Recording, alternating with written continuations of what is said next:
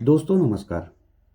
यदि आपके भीतर अपने देश के लिए, अपने समाज के लिए कुछ करने का जज्बा है तो चैलेंजेस तो आपके जीवन में बहुत आएंगे, लेकिन आप अपनी इच्छा शक्ति एवं इनोवेटिव आइडियाज से वो सब बहुत आसानी से कर जाएंगे जिसका कि आपने कभी स्वप्न नहीं देखा था।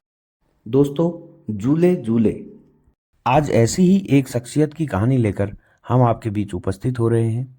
उस शख्सियत का नाम है सोनम वांगचुक, यानी 3 इडियट्स मूवी के रेंचो।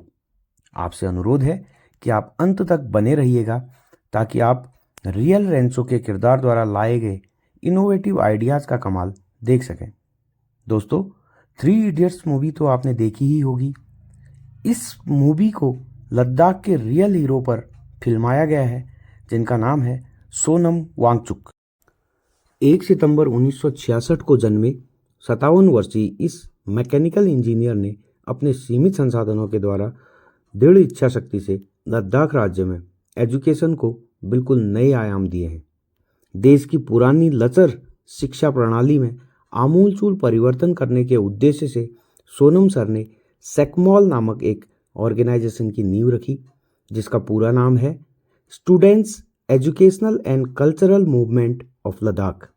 1988 में स्थापित किए गए इस संस्थान में रेंचो सर बच्चों को इको फ्रेंडली बिहेवियर को अपनाते हुए विभिन्न इनोवेटिव आइडियाज़ के साथ एजुकेशन सिस्टम के रिफॉर्म्स पर कार्य करते हैं। लेह कारगिल राजमार्ग पर लेह शहर से लगभग 20 किलोमीटर की दूरी पर स्थित यह संस्थान भारत ही नहीं बल्कि विश्व के टॉप इनोवेटिव इंस्टीट्यूट्स में अपनी जगह बना चुका है।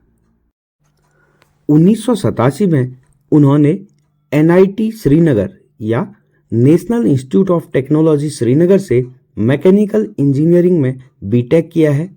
उन्होंने 2006 में साउथ कोरिया की राजधानी सियोल में एशिया के 21 यंग लीडर्स की समिट में पार्टिसिपेट किया और 2008 से 2010 तक फ्रांस से diploma in urban architecture and sustainable development प्राप्त किया।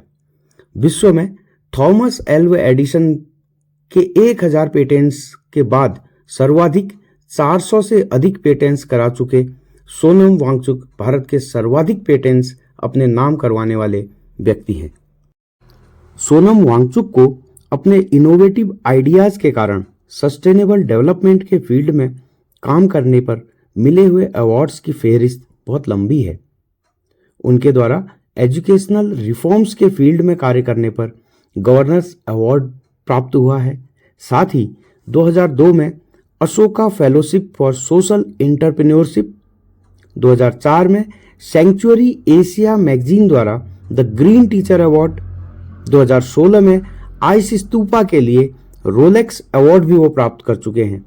इसके साथ ही 2017 में global award for sustainable architecture प्राप्त किया है और 2018 में एशिया के नोबल पुरस्कार कहे जाने वाले रेमन मैग्सेसे पुरस्कार को भी वो प्राप्त कर चुके हैं।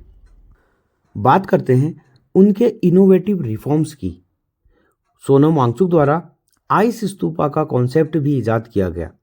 गर्मी के मौसम में पानी की किल्लत से जूझने वाले लद्दाख को कंटिन्यूअस वाटर सप्लाई मुहैया कराने के उद्देश्य से उन्होंने जनवरी 2014 में लेह के ऊपरी इलाकों में बर्फ के 20-20 फीट ऊंचे कोनिकल शेप्ड ढेर तैयार करने प्रारंभ किए, जिससे कि बर्फ बहुत कम पिघले और गर्मियों में ग्रेविटी के माध्यम से पीने एवं सिंचाई के लिए पर्याप्त जल मिल सके। आइस स्तूपा को आर्टिफिशियल ग्लेशियर का नाम भी दिया गया है। यदि आप आइस स्तूपा के विषय में और अधिक जानना चाहते हैं तो आपको इस कॉन्सेप्ट पर हमारा वीडियो काफ़ी मदद करेगा, जिसका लिंक हमने डिस्क्रिप्शन बॉक्स में दे रखा है। बात करते हैं उनके पॉलिटिकल वर्जन की। सोनम वांगचुक द्वारा 2013 में NLM यानी न्यू लद्दाख मूवमेंट नाम से लद्दाख को इको फ्रेंडली बनाए रखने के उद्देश्य से एक सोशल कैंपेन भी प्रारंभ किया। इसका मुख्य उद्देश्य sustainable education, environment and economy का संरक्षण था। साथ ही सभी लोकल पॉलिटिकल लीडर्स को लद्दाख के हित में एक बैनर के नीचे एकत्र करना था। अंततः सभी लीडर्स की यूनानिमिटी से इसको नॉन पॉलिटिकल सोशल मूवमेंट के दायरे में ही चलाने का फैसला लिया गया। इसके अतिरिक्त सन 2020 में चाइना द्वारा भारतीय बॉर्डर के भीतर घुसने की घटना के बाद सोनम वांगचुक ने समस्त भारतीयों से अपील की कि वे अपनी वॉलेट पावर का यूज करते हुए सभी चाइनीज प्रोडक्ट्स का बाइकआउट करें, क्योंकि चाइना से इंडिया को इंपोर्ट होने वाले प्रोडक्ट्स की संख्या बहुत अधिक है।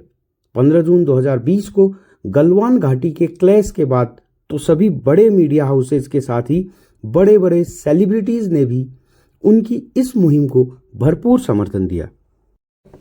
1993 से 2005 तक सोनम सर ने लद्दाख की एकमात्र प्रिंट मैगजीन लद्दाख्स मिलोंग का संपादन भी किया। लद्दाख्स मिलोंग, जिसका अर्थ होता है लद्दाख का आईना, लद्दाखी भाषा में इसको ला ड्वाग्स मिलोन कहते हैं। यह मैगजीन लद्दाख की लाइफ, उसके कल्चर, रीति रिवाजों, त्योहारों तथा आम जनजीवन के विषय में विस्तार से चर्चा करती है। वे एजुकेशन से संबंधित विभिन्न मुद्दों पर कई बार गवर्नमेंट एडवाइजर भी रहे हैं। उनको लद्दाख हिल काउंसिल गवर्नमेंट्स विजन डॉक्यूमेंट 2025 की ड्राफ्टिंग कमेटी में भी अपॉइंट किया गया था, जो कि एजुकेशन एंड टूरिज्म की पॉलिसीज पर एम्फेसाइज था। इस डॉक्यूमेंट को तत्कालीन प्रधानमंत्री डॉक्टर मनमोहन सिंह द्वारा लॉन्च किया गया था।